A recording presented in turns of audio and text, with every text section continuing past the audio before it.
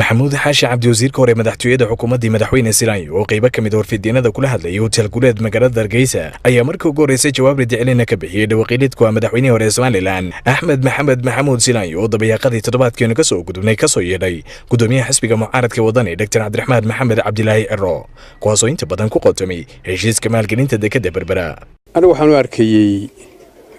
muxuu ahaa hadal xaqiiqada ka fog oo aan sal iyo raad iyo nuxur ku fadhiyin waxaan arkay hadal taagwaa siyaasaddu marka lagu kala adkaado ee la kala sad qaado doorashooyinku dhamaadaan hogaamiyaasha tartamasiyaal kala duwan bay u dhaqmaan marka waxaan arkayay mudane Cabdiraxmaan muxuu ahaayay awalba naguma qariib ahayn oo naga soo horjeeday fikradihii maalgashiga qarankan uu ka soo horjeeday taasi ugu qariib ma ahayn laakiin hadallada mucdale eedaynta laxaadka lahaa oo nagu cusbaa waxaan arkayay hadallo uu gagabkii doorashadu iyo dayowgii sabab u yahay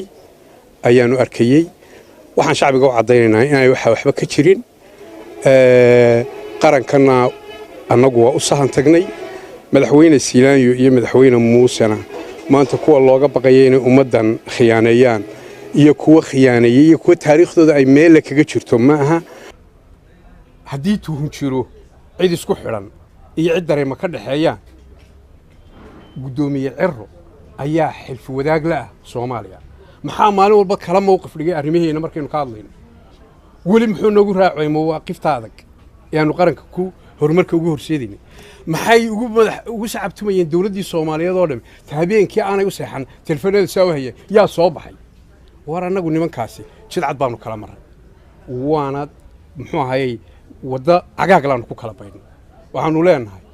war cidii ku xiran ee dareen la wadaagta ama meelaha kula aragta qoladiina suxufiyiintu baadi doono soo bandhiga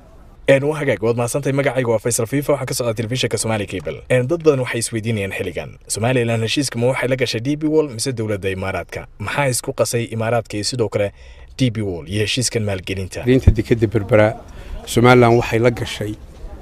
شركة دي بي وول وشركة جناحسي وين ودلك إمارات كلي دولة دا إمارات كلو ويكور هيسا هشيس كاينين وكلاي ويوقع هذين وانا حق بيولين الدفاع هشيس كسالدق ميليتري وحنا لقى دولة الإمارات أيام لقى هشيس يداسي وهشيس سوغان قرن كنا أي مثل حد وجرته وجامية ومضة وحواجب كوا إنه مضن هرمر كذا هيلاديو إنه هلا أربور لا يماتو وأنا وحه جامية كجد وين يتذكره أنا وحنا أركينين القرن كانوا سان تجني على اليفي عن أنه محوها هاي سان كيكو هلاي ومدينا وحي سو بندقني Somaliland waa dal faqiir aqoonsi aan lahayn waxay u baahan tahay maanta dhaqaalaheena wax kor u qaada waxaynu u baahanahay in dana dhaqaale abuuro waxaynu u baahanahay dana siyaasadeed inuu abuuro inuu laba dibleysnaano oo meel ku garba duubnaano maslaxad siyaasadeed ma aha Faisal Maxamed Aadan Faisal Fifa TV-ga caalamiga Somali Cable magaalada Hargeysa